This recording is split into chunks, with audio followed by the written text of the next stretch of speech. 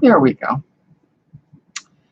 All right, I just spent a little over 2 hours listening to Logic Before Authority, Daniel's 2-hour recitation of what it is that the deep state, Majestic 12, and the Western governments mostly fear, and that is retribution. Retribution for what NASA has done to the moon in 2009, to Jupiter in 1994. NASA has not been harmless. And so the Pentagon and Majestic 12 are somewhat paranoid about what might happen as a blowback from the ETs that live out there. Now, the absolute doctrine and dogma of the scientific majority in quackademia is that we're all there is, and there's no life out there, and there's nobody else out there. And you and I know from the numbers and volume of reports that that's just pure bullshit. We know there's life out there. The Sumerian cuneiform tablets talk about the Anunnaki and their conquest of this world 450,000 and 208,000 years ago, with kings, giant kings that administered gold mining and huge cities hundreds of thousands of years ago. So the official version of anthropology, archaeology, and paleontology is just crazy. And as we find out from New Earth and from Flat Earth British, which has nothing to do with Flat Earth, and from Bruce Sees All, and as you know, I take screenshots off Bruce Sees All, and I show you by adding in ultraviolet and infrared color spectra into his photographs. I show you what's actually on the surface of the moon, which is a city. Okay, so we're being told and taught total bullshit about what is in space, what's on the moon, how far away the moon is. It's not 226,000 miles away. The sun's not 93 million miles away. It's a local sun. It's an artificial sun. There are plenty of people out there. Okay. And so I really appreciate the fact that Logic Before Authority is confronting us once more with the abject ignorance of the powers that be, who claim that we ought to believe there's nobody else out there. That's just crazy. That's just crazy. And the fact that NASA has interfered in Jupiter and interfered in Saturn and interfered in our moon has actually caused harm in those places means that we are entitled and we deserve to receive some blowback. And that's the simple truth of where for every action, there's a positive reaction, okay? We can't just go ding on somebody, scare somebody, harm somebody, and expect no blowback. That's crazy. All right. And we live in a civilization in which the economic system is bounded by protection rackets, usury and treachery, in which the political system is maritime admiralty, commercial statutes wrapped around common laws, so we're all just consumable products, in which the medical profession is actually sorcery and druggery and invasive procedures, in which quackademia is teaching theories theories and lemmas and belief systems that just really aren't so. What we have from the left wing is the Frankfurt School and Saul Alinsky and the Marxists and the Fabians, who all taught just tear all down the civil society and maybe something better will come up. Okay, this is nuts. This is nuts. So as Logic Before Authority, I think his name is Patrick, I'm not sure. What he brings up is that blowback and karma and what goes around comes around, and you have to reap what you sow is valid. That's valid. And our space adventures have resulted in enough harm to others that we need to worry about what's coming back upon us. That makes sense. That makes sense.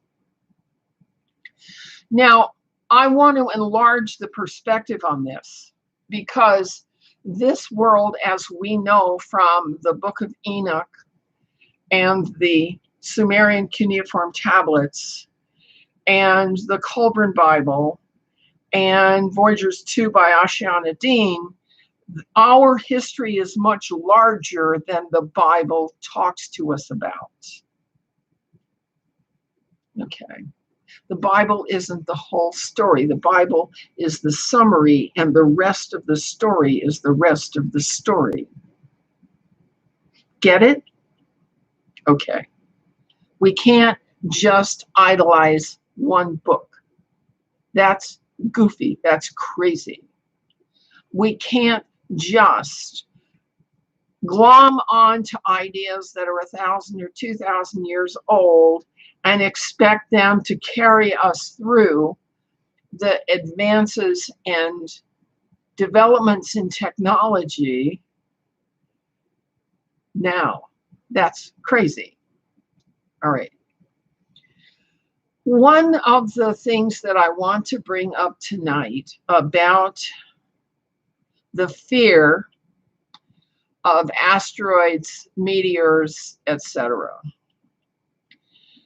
and the fact that our world has been subject to a great deal of destruction and problems and crashes and asteroids and meteors and fires and fire and sulfur and all this stuff, floods and so on, is that there is a universe justice system.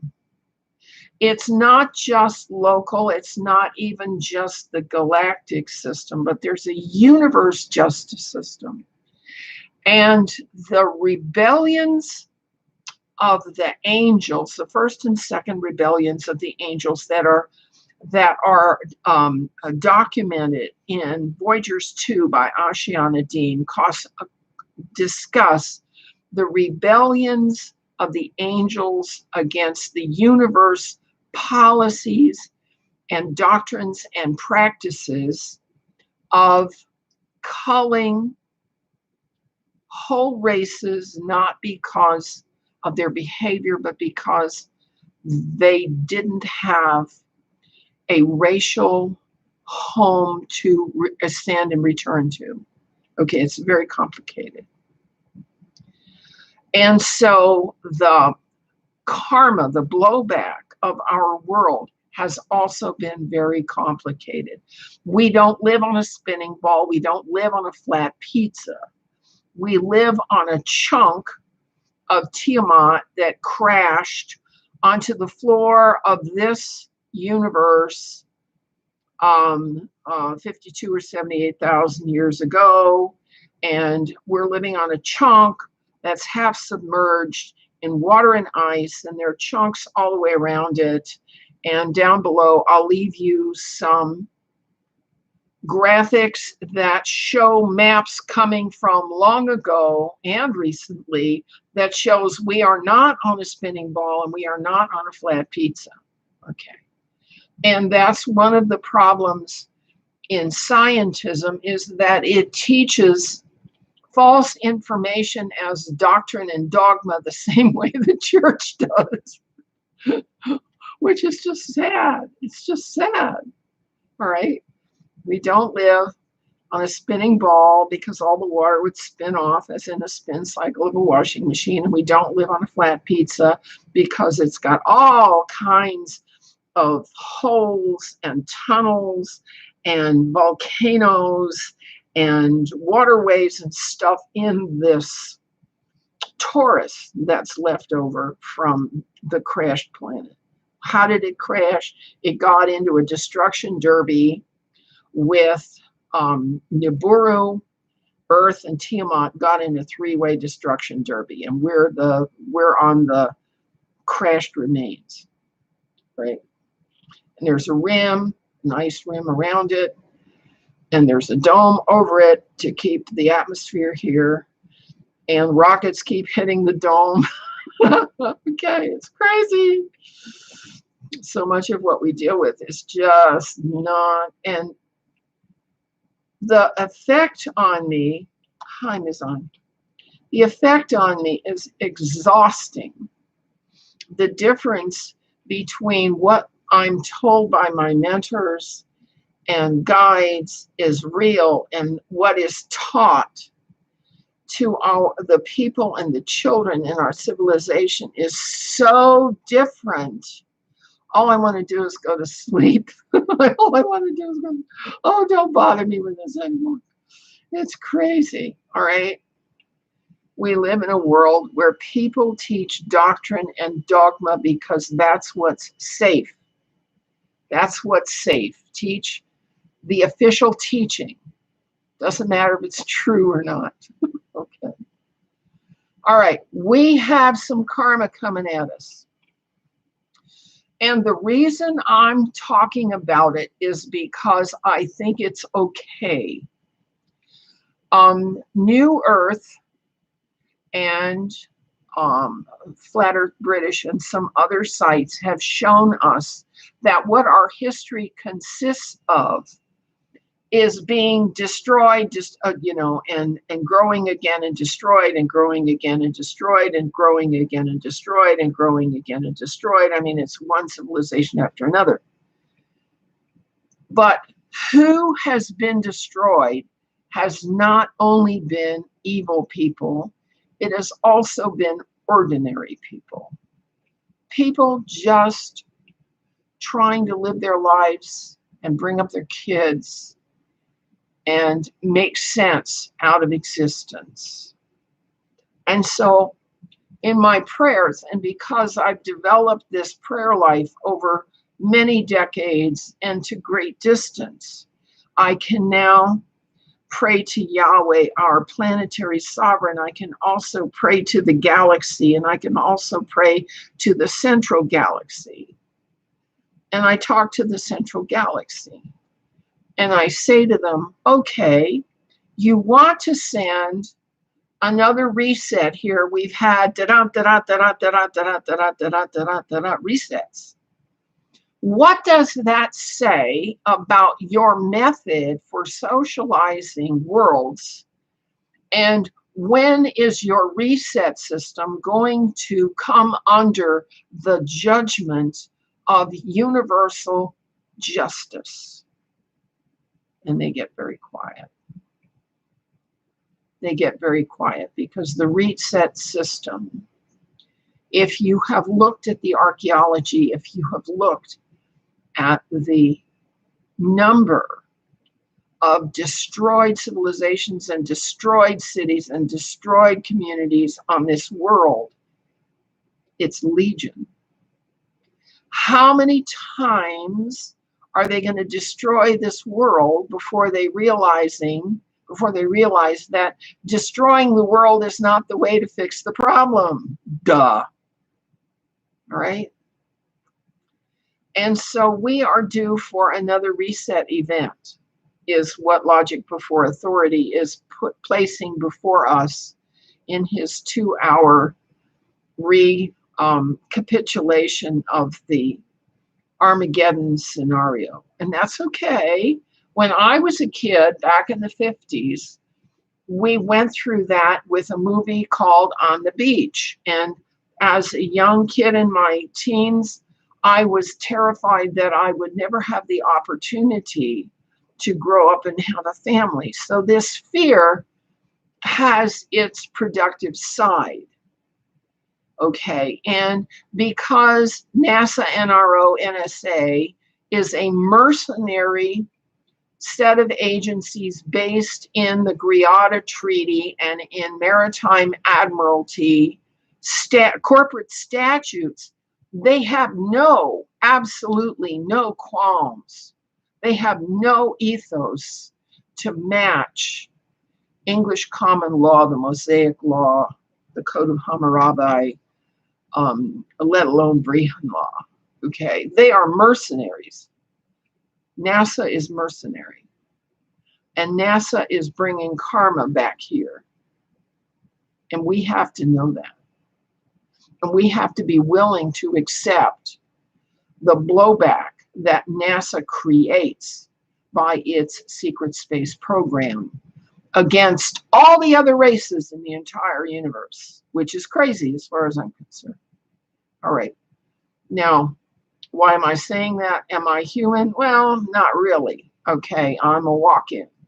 I'm a walk-in with a long history. I'm an old soul, and I can remember all different kinds of places and all different kinds of experiences in different ideologies. And so what's happening here doesn't belong to me. I don't own the history of the United States or even the history of Britain.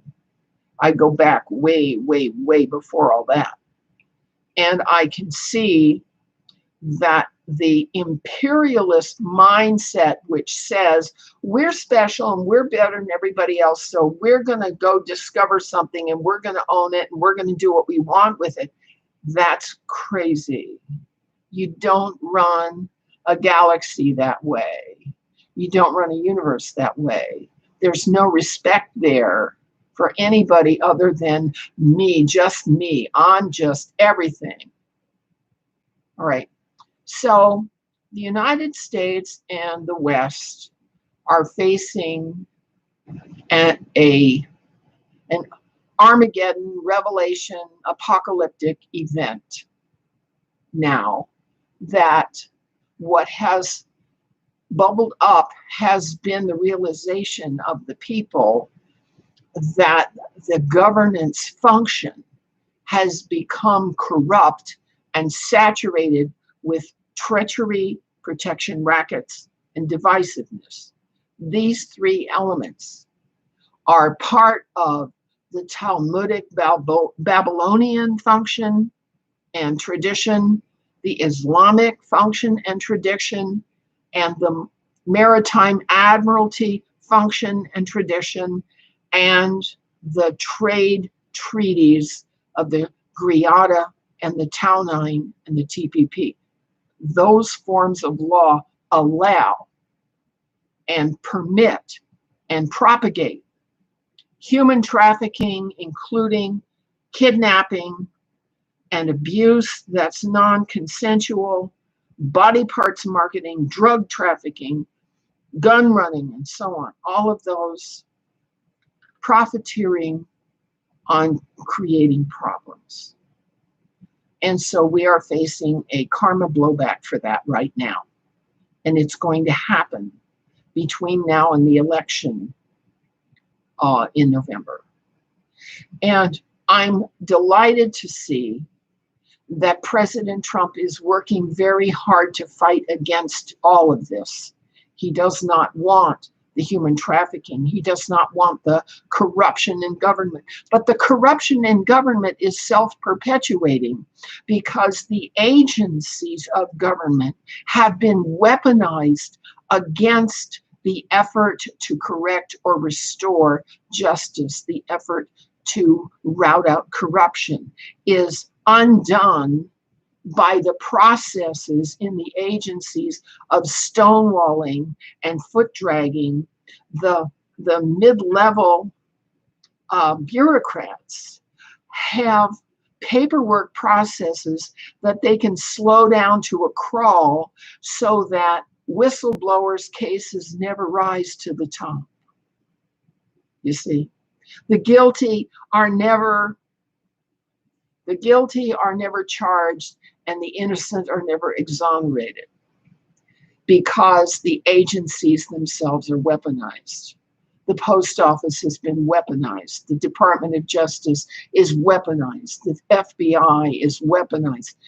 If that were not so, then the Oklahoma City bombing would have been investigated and resolved long ago. The 9/11 attack would have been prosecuted and resolved long ago. But the fact that none of these attacks are ever prosecuted and resolved, and the guilty people, whatever you have to do with them, is not done, tells you that those law enforcement agencies have been weaponized against reform, against being corrected. All right. So thank you, Mr. Logic Before Authority, for reminding us that we are a world facing karma, facing blowback, facing justice because our leaders are unjust, unfair, inequitable, hoarders, elitists who only operate for their own preferences. We're going to have some blowback, but nobody gets out of here in an intact meat suit in any case. Okay. And so the changes that come are appropriate, and we're going to be all right through them. It's all going to come out in the wash. And as in every apocalypse and reset, the corruption will be removed for at least a while. And that's the hope, that the corruption and the dishonesty and the treachery and the protection rackets and the divisiveness will be removed for at least a while by whatever happens to us in retribution for the bad things that our leaders have led us to doing. See, it's not simple. There's no way to just blame this guy or blame that guy. We're all in this together, and we're all going to come through it together, whether we are still here in physical meat suits or not. It's going to be all right, because God is still here. He has not abandoned us, and he has not abandoned life itself. And so it's going to work out. And so thank you, Mr. Logic Before Authority. I appreciate the work you do. And I appreciate the work of many of the truth tellers here, Bill Still and Steve Pachenik, and everybody who's trying to make sense out of the madness that we're having to deal with. I love you all. We'll see you again soon. It's going to be all right. We'll get through it.